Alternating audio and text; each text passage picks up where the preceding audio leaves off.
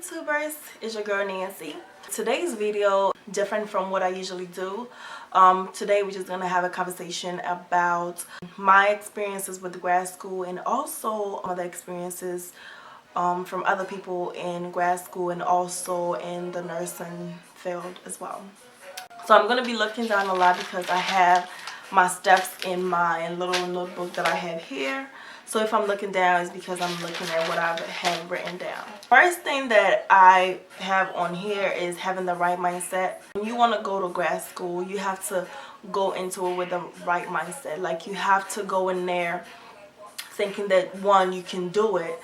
Two, I'm not in grad school to party. I'm not here to make friends. I'm here to get an education, and I'm here to do whatever it takes to be successful. So with that right mindset, it helps a lot. Like, it really helps a lot. My first year, well, actually my first semester of grad school was very stressful. It was very intense. It was a lot of work. It was me getting up like 4 o'clock in the morning to study before I go to my 8 o'clock class in the morning. It was very stressful. I was very stressed, but at the same time, I did not give up. I did not say, you know what, I cannot do this. I had the right mindset of, I can do this. I can do this. I just have to find a way how I'm gonna do it, how I'm gonna tackle it, and that's what I did. And because of that, my second semester of grad school was so much easier than the first semester, and I think it was just about me adjusting to the grad life and adjusting to the amount of work and the expectations from my professors and all that. So yeah. The number 2 thing that I have on here in terms of studying, when you have a test coming up, you cannot cramp like the night before like you did undergrad. You just cannot do that. Most of the time you have to get the material. You have to review at least after every class if you have the time to do so. If you have the time to review after every class, you will be set. Like, our mind gets very familiar with things the more it sees it. So I have to study chapter 1 for a test. If I study chapter 1 once, my mind is not gonna grasp all that information. I have to study chapter 1, at least read it. Number 1, read through it. Not really to study, but just to read it, just so your mind can get used to the material. Read it once, and then you can leave it for like 2 days and then study it. Make sure you understand all the concept that you're studying, and then before the test, like a day before the test, you go back to the material and you review the material. That way your mind is so used to seeing the material. Your mind seeing the material once and seeing the material 3 times. It's very different. It gets used to it, and then it's like, okay, it's much easier the 3rd time around than the 1st time around you see the material. So that was something that really helped me a lot the second semester, me going back to review the material at least 3 times before the test. My mind was like, okay, Nancy, okay, I got it. You know what I'm saying? So you have to go back and you have to revisit that material that you've seen before, and you just have to click it all together, and so it can make sense. And like I said, do not try to study right before the test. Don't do it. Before the test, let's say a couple of hours before the test, this is the time. I mean, you can do a little review, but not review as in studying type thing. Review as in, okay, let me review, let me go through everything, make sure that I really got this. So minutes before the test, this is the time to really pace yourself, listen to music, do whatever you do to relax yourself, to get your mind ready for the test. Don't go in the test stressed out. Don't go in the test feeling like, oh my God, I don't know what I'm doing. Even if you feel like you don't, prep your mind to feel like, you know what, I got this, I can do this. Okay. The number 3, I think that was 3. When you're studying, you have to make sure that you use all the resources available to you to study. I mean, now you can go on Google, you can go on YouTube, you can go on so many different places to get that information necessary for you to understand the concept. If I'm studying and I read a concept and I do not understand that concept, I'm not going to put it aside and be like, you know what, let me just move on. No, it's time for me to do whatever it takes for me to understand it. If I go on Google and I watch YouTube videos and I still don't get it, email your professor. text one of your friends from class, go get a tutor, do whatever you can to understand that concept, understand that question, understand whatever it is, because most of the time difficult concept that you cannot understand, that you put to the side, you brush it off and you move on, those are the ones that be on the test and you're like, oh my god, I should have took the time out to really research this concept and to really understand it before I moved on to the next thing. So nothing is stupid, nothing is unnecessary, everything is there for a reason. You need to study. When your professor say study this chapter, study this article, whatever, he or she is telling you that for a reason. Trust me, you have to take the time out to do the best you can, to read through it the best you can, to understand it. And there are people who are willing to help you. The professors, we have tutors, we have Google, we have YouTube, and so you can't have an excuse of not being able to understand something. You just have to do what you gotta do to understand it.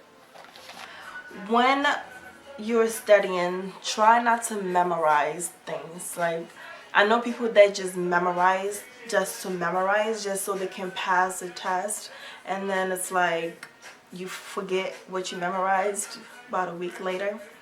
Of course, there are some things that you have to memorize. Try not to memorize so much. Try to understand concept. Like, try to put two and two together and make sense of things, because it helps you so much. Especially, and I don't know about everybody else, but with my professors and with my major, a lot of the questions, unless you're doing like science, even that, a lot of questions are like application questions.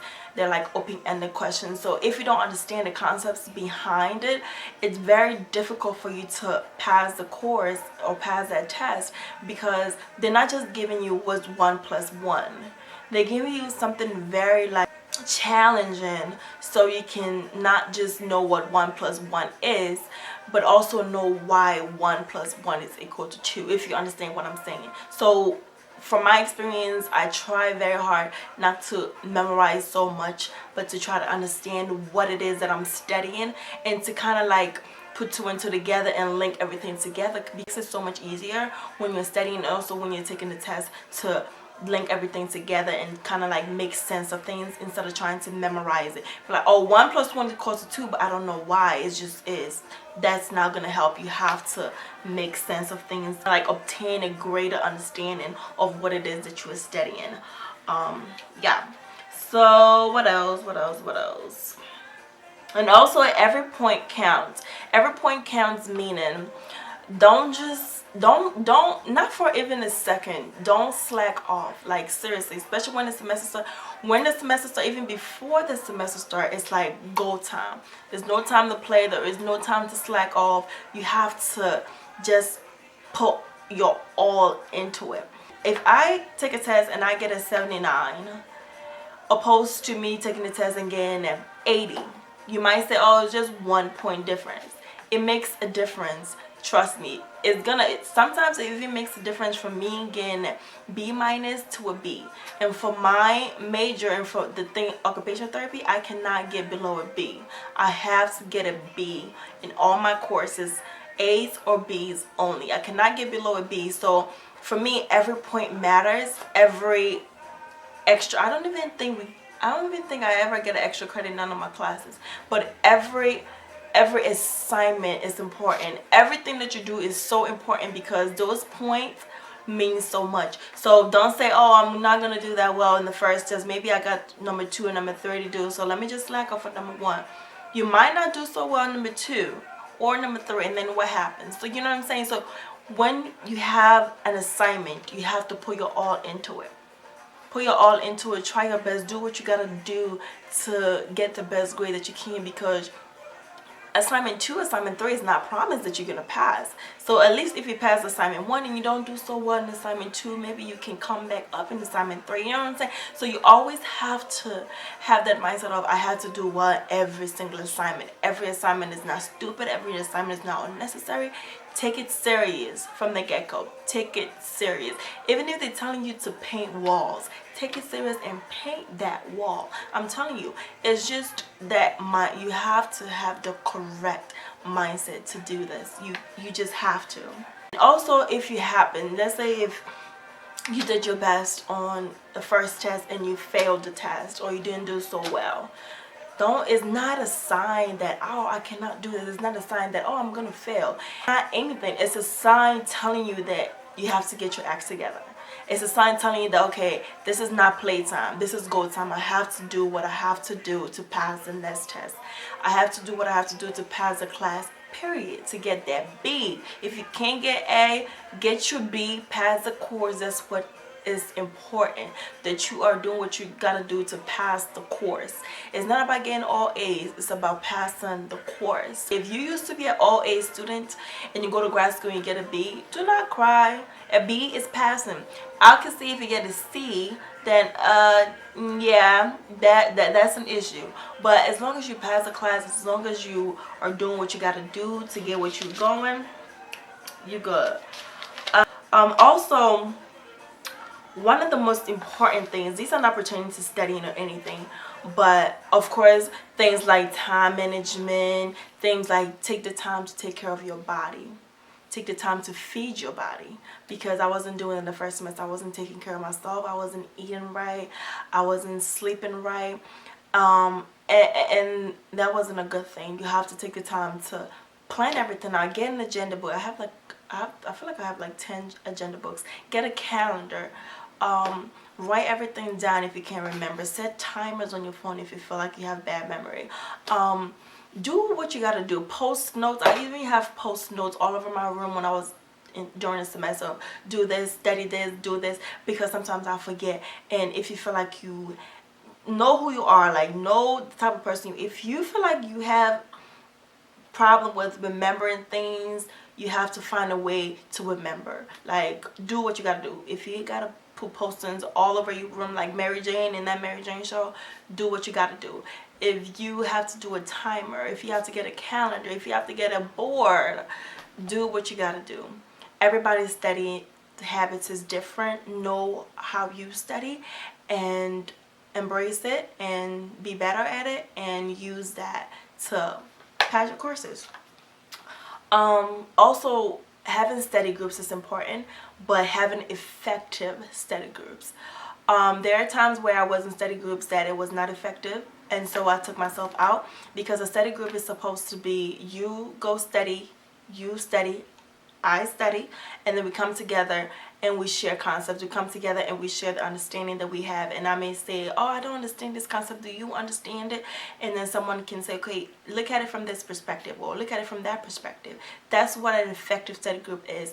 Don't go into a study group, or don't join a study group if you are not going to be doing any studying on your own, because everybody have the different way of studying. Everybody have different brains and different ways of understanding things. So if you come into study group, I have the expectation that you have already studied on your own, that I have already studied on my own, and we come into the study group to maybe discuss things that we may not understand while we're studying, or things that we just having a little more difficulty with. So that's the kind of study group that I want to be in. I don't know about everybody else, but to me that's an effective study group. Also, if you feel like studying, like I said, know yourself. If you feel like studying alone is best for you, do that. If you feel like studying in the library is good for you, do that. But you still need at least 2 or 3 people that you share ideas with, 2 or 3 people that you can go over difficult concepts with, because like I said, everyone understands things differently, and sometimes it's very, very, very helpful to hear different ways in which people understand things, because it can really help you a whole lot. Don't try to do everything yourself. Like I just said, try to seek help. Seek help from the 2 or 3 people that you're in a study group with. Seek help from tutoring. Seek help from a professor. Do what you gotta do to understand what it is that you're studying. It's not a problem if you don't understand. I'm the type of person that I would say it. I don't get this. This doesn't make no sense. This is not clicking. Because what it is me saying that who can help me? I need help with this. Can you help me? Can you help me? Do you understand it? Don't go in there thinking that you know everything, because you don't. And everybody in your class don't know everything. We all have faults. We all dumb in some perspectives on some subjects. So it's okay to not know everything. But it's not okay to not know it and not say you don't know it and just live in your ignorance. That is not okay. That is not the way to go about it at all. The last two tips or advice that I have for people that want to go to grad school is very, very, very important. Like, I think is even more important than, I can't say it's more important than studying, but it's very important. It's like right there with studying. You have to have a great support system. I'm telling you, you have to have it. I got where I am today because of the support system that I have. My family is my everything. My sisters are my everything. My mom, my dad. You have to have that support system. Your friends. The support system don't have to be your family. It can be your friends. It can be your boyfriend, a girlfriend. It can be a mentor. It can even be a professor. Someone who's there to support you. Someone who's there to encourage you. There are some nights where I call my sister and she's in nursing school and I'm crying. I'm like, I can't do this. What did I get myself into? And she's like, if you don't get your together and take your book and go study, or take a nap or something, get it together. Get it together. And you need that support system. You need that it's very important. Having your parents call you, having your mom call you and say, you got this, you can do this, I'm praying for you, we're here for you. Just hearing those words just give you some kind of encouragement, just give you some kind of strength to do it. So that is so important. You don't need to have any negative people in your life, period. No negative friends, no negative boyfriend, girlfriends. It's not important. Like, this is your time to concentrate on you, to be a little selfish and to get things done. Okay, this is not time to be around people who are not going to encourage you, people who are going to drag you down with them, people who are just not on the same path that you are. It's not helpful at all. My number one tip for people who want to go to grad school and be successful is faith. I don't know about you, but my faith is very, very important to me. And whatever your faith is, you don't have to be a Christian. Whatever your faith is, make sure that you have that with you, especially if it's something that's very important to you. Have that with you, because there are times where maybe your family or your friends may not be around and you just need to be alone to meditate on the word, to pray, to do whatever you want to do in terms of your faith, to get your mind right and to get, just to get you right. And this journey that I'm on would have not been successful, and I would have not been successful or successful to the point that I am now without God, and without having my faith, and without praying, and without crying sometimes. And it's important. It's very, very, very important that you have that faith. Like I say, if you don't, whatever your faith is, it's important to have that with you as a backbone. And also my last tip, take a nap. I don't know about everybody else, but I love naps. When I'm tired, I have to nap. Like, it's like I'm a baby or something. Like, I never got over whatever phase it is that you have to get over when you're a baby and you nap. I think I kind of just got stuck in that phase. Like, I have to nap. Like, I try not to do it so much anymore, but when I'm tired, when you're tired, like when you're studying and you're tired, take a break. Go work out. Go. It's not the end of the world. Like, you have to have a balance. Like, you have to take, sometimes I'll have a test tomorrow and I'll sit there and I'll watch a movie for an hour just as a stress reliever. Know what your stress reliever is and use it. If it's music, listen to music. If it's praying, if it's meditating, it's working out, if it's cooking, whatever it is, know what your stress reliever is, because you're gonna need it. I'm telling you, you're gonna need it. And last thing that I have to say is, do this for you. Like, do this, like, have a goal in mind. Like, I'm doing this because X, Y, and Z. And whenever you feel like giving up, you just think about the goals and why you started doing this in the first place. And that helps. I know it helps me a lot, because I have so many dreams and I have so many things that I want to accomplish, that giving up is like not an option for me. I cannot give up. I just cannot. It's not an option at all on my table. And if you like this video and this kind of videos, let me know and I'll make more. If you want me to go in depth or like exactly tips, or if you want me to, whatever you want me to talk about. But I will make another video so just have a little talk about my profession, the career that I want to go into, occupational therapy, because I feel like a lot of people don't know about it. And it would be nice to just have a little conversation about what an OT is and what we do and all that stuff. So thank you so much for tuning in. And if you're in grad school, good luck. If you want to go into grad school, don't give up. You can do it. You can do it. I'm telling you, if I can do it, you can do it. Is that, I don't know what commercial that is, but don't give up. No, seriously, don't give up. Don't sell yourself short. You're gonna figure it out as you go. And if you feel like it's a lot, it is, but failure is not, it's not an option. It's just not. Get your mind right and you got this. I'm telling you, you got it. Don't give up. Make me proud.